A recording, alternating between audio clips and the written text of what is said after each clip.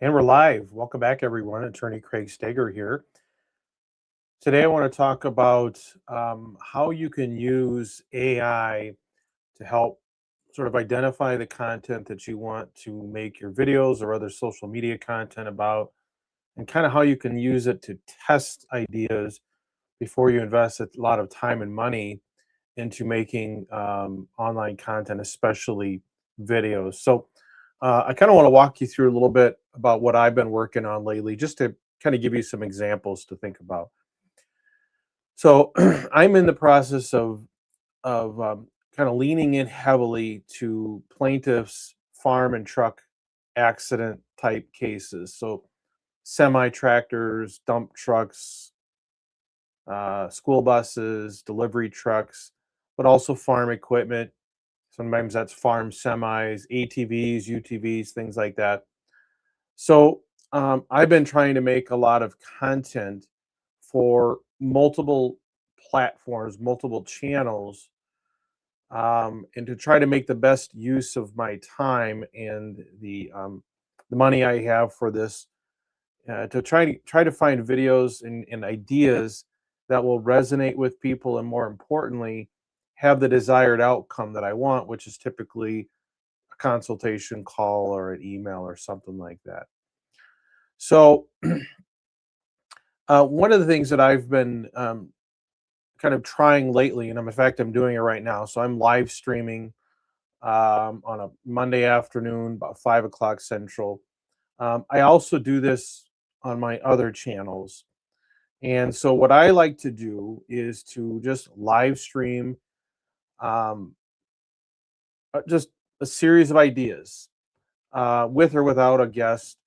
And I like to just kind of throw out different things, different talking points, discuss, for example, different notable accidents or injuries, things like that that have made the news, and to kind of go down and just kind of cover a lot of different topics in one video. This is pretty organic. It is pretty, I would say, informal. I don't go back and do a lot of editing and things like that. A lot of times, no one ever shows up for these live streams, but that's okay. The purpose of these live streams primarily is to generate the rough content that I need to start testing things and ideas.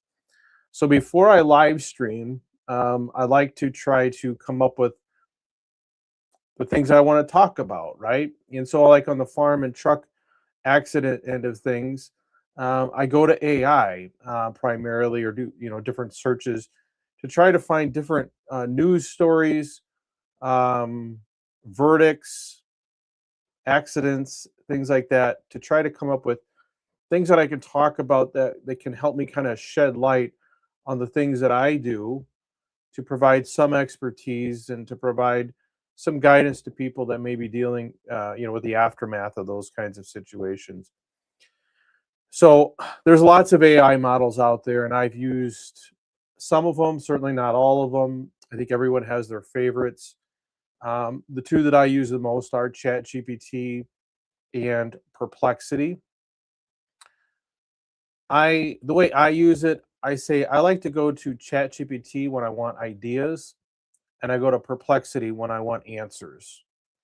So if I want to search for things, let's say search for accidents, notable accidents and injuries, I'm going to most likely go to Perplexity because I find it is much more reliable, and will include citations to the sources that it references, which is really, really helpful for these kinds of videos, because I like to take these videos and I like to include links. If I talk about an accident or talk about a verdict, I like to include links either in the show itself or certainly in the description. So Perplexity does that for me. So what I'm going to do here is I'm going to move this screen here, and I want to just kind of show you what that looks like. So let me see if I can put my Perplexity screen on here, and I will make that bigger. Okay. So right here is, and I have the paid version of Perplexity. I'm not sure if there's different plans or what they are, but this is a paid version of Perplexity. And basically what I said is, please search and find stories of accidents or injuries in the Midwest involving farm-related tractors, equipment, or trucks and semis. Now, I do a lot of research on here, so Perplexity is going to have a pretty good. Um, it has a lot of background, right? It knows a lot about me, so this isn't just sort of an isolation here. I'll put myself back up there. Actually, let's try that. That's a little better. Okay, so I asked Perplexity to find me these accidents, and it did it. And so it broke it down by primarily by the three states that I work in, which is Wisconsin, Iowa, and Minnesota. And then it gives a summary, and then here is where you can find the link. And this is you can either click on it and you get a little bit of a snapshot, or you can actually click on or copy the link into a new browser and go check it out. And I find this super helpful for the type of topics that I talk about. So I had it. So he gave me two for Wisconsin. Um, all fairly recent. Both the Wisconsin ones were either within the last couple of years. You see, there's an Iowa one from 2022, but relatively recent vintage. And then I got a couple from Minnesota. And then here's actually a couple from, well, this one's from Nebraska. Not sure where this one is from. This one actually was very old. I went back. This was like 1994, so I didn't bother to use that one. Um, and so what I asked Perplexity to do then is I wanted more citations. I wanted more news stories. Some stories are better than others.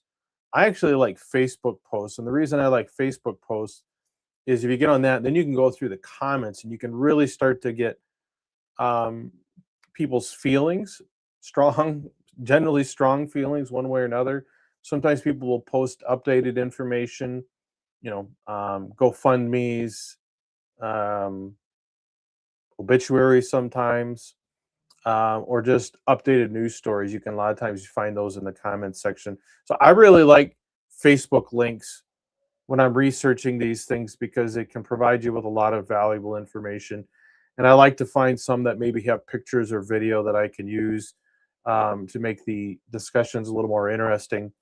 So I asked it to provide three additional links. Now it didn't do this perfectly, but it didn't do them for all of them. It did one in Wisconsin, one in Iowa, one in Minnesota.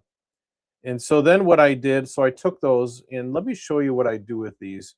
This is how my team and I kind of vet and organize these things. So this is a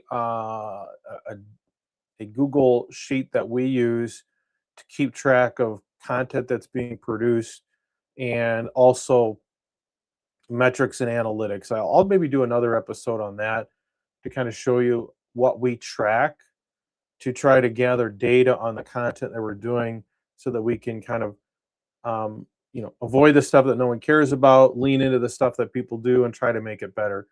But this page just is kind of like the ideas page. This has stories, and so what we basically include is what was the date of the incident, which state, a summary of it, and then here's where we include the links to the news stories, which is super helpful, especially if you do want to live stream like I do, then you can pop those links in very easily and put them up on screen and be able to see those. Actually, if you want, I'll do one right here. Let me see here. Let me look at this one. I'll throw it up here. Yeah, you can see that. This one has a pretty nice picture. So that's the kind of stuff that I like to do with Perplexity. Um, and so, like I said, we keep track of them here in our Google Sheet. We're kind of always tweaking this a little bit, and then we'll indicate here, kind of, which channels are going to go on, who's our avatar, who is it, if we're going to make a video about this, who are we trying to talk to, what's our call to action, what are we going to ask them to do, subscribe, like, book a call, follow me on social, Substack, whatever. It's, you generally want to have a call to action in your videos. and then also here's a spot for just general notes. Okay, like down here, I put this one. Actually, this one here had a video of the train hitting the semi, so that was pretty wild. so what does that mean? So what do we do then? I'll take that down for a second. So I like to do this research and I like to get a list of things together and then I just kind of hop on a live stream. I don't do a lot of planning in my live streams. Um, I like to have a general idea. I like to have kind of a list of things in the queue. You can also post videos and images if you want to do that. That's one of the really cool things about StreamYard that I'm using right now. So then what I do is I make the video. So I do the live stream, and then depending on the length of it, but I usually try to live stream for 30 to 45 minutes, maybe 60 minutes. Um, and then I just, kind of leave the live stream up there. It'll process. And then I do two things with our live streams. Um, the first thing I do is I download that video and I upload it, or I'll have a team member do that. I'll upload that to a service called Opus Clips. And if I think of it, I'll go back and I'll put links to these, both Opus Clips and Riverside that I'm going to talk about in a minute, and StreamYard, I guess, if you want. They're affiliate links, so they don't cost you anything extra. But if you click on them and you like the product, that they send me a small commission or something like that. You don't have to use the links, but the links are there if you want to use them. So I take the video from StreamYard and I upload it to Opus, and Opus is probably still like the most helpful time-saving product that I have found when it comes to video production, promotion, things of that nature. So then what we do is we take those videos in StreamYard and we put them in Opus. I'll do another video just on Opus because it would be too hard to summarize here today what you can do with Opus, but it basically chops it up into a bunch of shorts and reels. You can set the you can kind of set the parameters of how long you want them to be, but if you do it automatic, it'll range anywhere from 12 to 30 minutes, sometimes up to 2 minutes. Just depends on the nature of it. And then what I like to do is from Opus then is I schedule out any of the clips that have any potential at all. I schedule them out 1 to 2, 3 a day on the different social channels. Now, if you go back, I'll put the let me put my spreadsheet back up here. You'll see down here. I don't know if you can see it. I have these are two of my channels: Farming Lawyer and Trucking Lawyer. I have YouTube and TikTok. I for the content that I do, I get the most action, the most engagement on YouTube and TikTok, especially TikTok. I get very, very little engagement on Instagram, very little on Facebook, very little on Twitter, X, whatever you want to call it. But whatever platform you have that does the best or you think is going to do the best, and if you're not sure, just do it to all of them. You can do all of them from Opus. But for us, we have found that it's not worth the time and effort to post them to anything other than TikTok and YouTube. And so then we post them to TikTok and YouTube, and then we measure the results. And actually, let me show you. Let me see here if I can put this back up on the screen here. Yeah. So this is, and we're just kind of starting here, but this is the KPIs that we're doing for our videos. So we have a link to the video. This is just TikTok here, and then we'll put the caption in here. The data was published, length of video, average watch time, percentage watch. I'll do a separate video sometime just on the analytics that I pay attention to. But video views, profile views, likes, comments, shares, and then we have a similar thing for YouTube. And there are some metrics that I think are more important than others. I'll talk about those on another day, but that's what we're essentially doing. So what I like to do then, I like to this is something I've just started. I didn't used to do it this way, but I think this is a really good way to do it. is I like to create the long form content on a live stream or whatever you want to do, throw it out there, send out the shorts and reels and test them for a week or two, and then see what sticks, what gets the comments, what gets engagement. And then what we do then is we then follow up and we'll either try to repost those shorts and reels, but maybe this time we want to improve the thumbnail or maybe we want to improve the hook. Depending on the metrics, you can kind of tell, is the problem people aren't clicking on it, or is the problem people aren't staying on it, or maybe it's both. So that's one thing you can do. The other thing you can do is say, okay, let's use this as an idea. This particular short or reel got a lot of engagement. Let's make a more in-depth, um, long-form video about just that topic. So that's kind of how you can do that. And then once you kind of have some proof of concept, then you can invest the time and money and whatever it takes to make a nice video, to have an outline, to have your thumbnails and titles planned out, or at least in mind as you're doing it, and then spend the time figuring those out, maybe doing some A/B testing of those, rather than doing on all your content, do it on stuff that has actually shown to have some engagement with the audience that you're looking for. The other thing that we do, is, at least that I do, is I also put those videos onto Riverside. So let me show you the inside of Riverside for a minute. And before I do that, now I do a lot of my recording on Riverside. I actually used to do all my recording on StreamYard. I cut back for a number of reasons. Probably the number one reason is, StreamYard isn't very good if you have a less than really strong internet connection.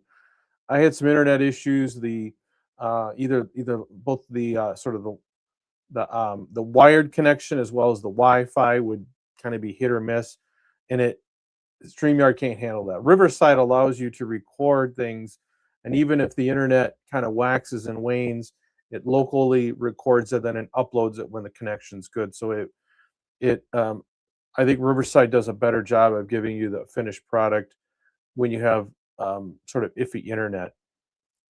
That's kind of the main benefit to Riverside. The other main reason I use Riverside is it also has editing capacity, something that you can't really do well in StreamYard.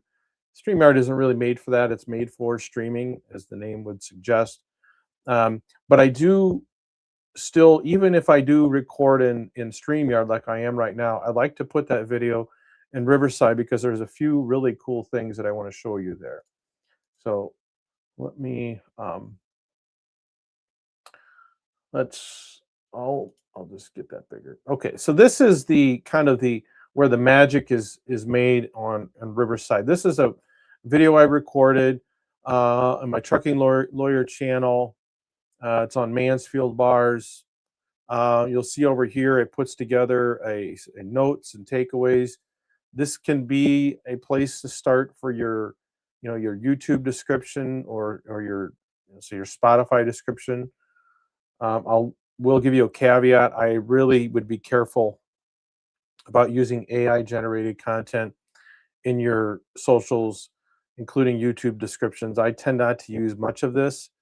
I may rewrite it, but the algorithm is so good. The YouTube algorithm is so good at interpreting your content that you really don't need this. And if it doesn't like AI generated content, if that makes sense.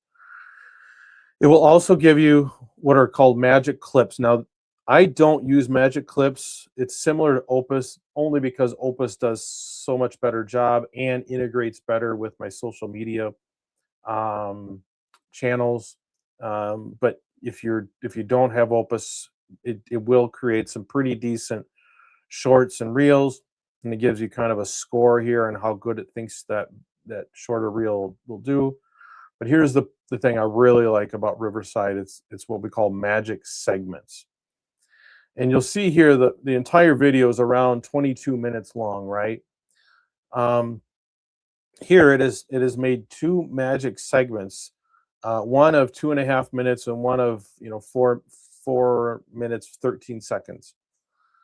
Well, what's really cool about these magic segments is it is basically the entire conversation of a particular topic. And so it's nice for people that don't want to sit through the whole video. They just want to talk, hear this particular topic discussed, but it provides more information than a shorter reel, right? It's kind of the full conversation. You'll see this is in landscape. This one is I've edited to 9 by 16. You can go back and forth. I like to post these like on TikTok and stuff. So that is probably my favorite thing. And I think for most people, these magic segments are going to be probably more useful than producing, putting long form content unless you're live streaming like I am right now. And then finally, you can also get this has got let's see, posts for, I guess that's Instagram, and then this here is a you can use for a blog post. I will say that I like using AI. Let me see here. Lost my video here. There we go. There we go. I don't have a problem using AI like this if you're going to use it like in a newsletter or a blog post or something where people that are going to read it already know you. Okay, you're not relying on a algorithm or a search engine to put you in front of people, right? I think that's a great place for AI because those people don't care, and AI actually does a great job of writing stuff.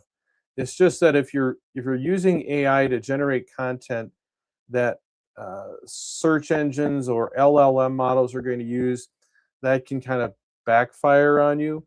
And so that's why I'm very cautious about using like word for word AI content in anything written that I want that is going to be on something I want to show up in search results, if that makes sense. So that's kind of how I use StreamYard, which I'm using right now, as well as Riverside and Opus, and you can kind of see how we keep track of things. The other thing I like about StreamYard and Riverside is they're both cloud-based. So I have remote team members. The furthest one is in the Philippines. She can log in and access StreamYard after I record a video. She can go in and access Riverside, and we can edit the same video. It's not local on someone's computer. So that's one of the reasons I really, as well as Opus too. These are all cloud-based programs, and so they make it very easy for people to collaborate on them and team members to share and use those. And so that's one thing that's kind of how I do things. I'm not saying this is the right way. It's certainly not the only way, but it's a way that I have found to be really, really effective and in trying to not just kind of like make something and hope for the best. I try to be a little more strategic, a little more purposeful in the content that I make. I don't want to make videos. I don't want to invest time and money and staff efforts into videos that I don't really know if they're going to work or not. And this is kind of one way that I do it. So I hope that's helpful. If people have questions about any of that, just let me know. Otherwise, I encourage you to subscribe to my channel. I'm going to live stream most afternoons or evenings during the week if I can. I can't do it all every day, but I plan to do it regularly so that people can kind of get kind of a real time glimpse into what I'm doing. If I can provide any help to you, I'm happy to do that. I've been at this for 2 or 3 years, and I've kind of learned a lot. I've made a lot of mistakes along the way, and I'm pretty happy with the system I have right now. And I want to share it for people who might just be literally overwhelmed by where to start in terms of programs, uh, AI, software, tech. Um, though it doesn't have to be that complicated, and I'm happy to kind of point you in the right direction if I can. And just let me know in the comments if people have questions about any of that, or if there are particular topics you'd like me to address.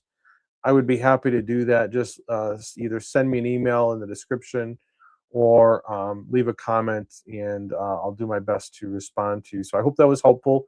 Appreciate everyone watching, and until next time, everyone, have a good one.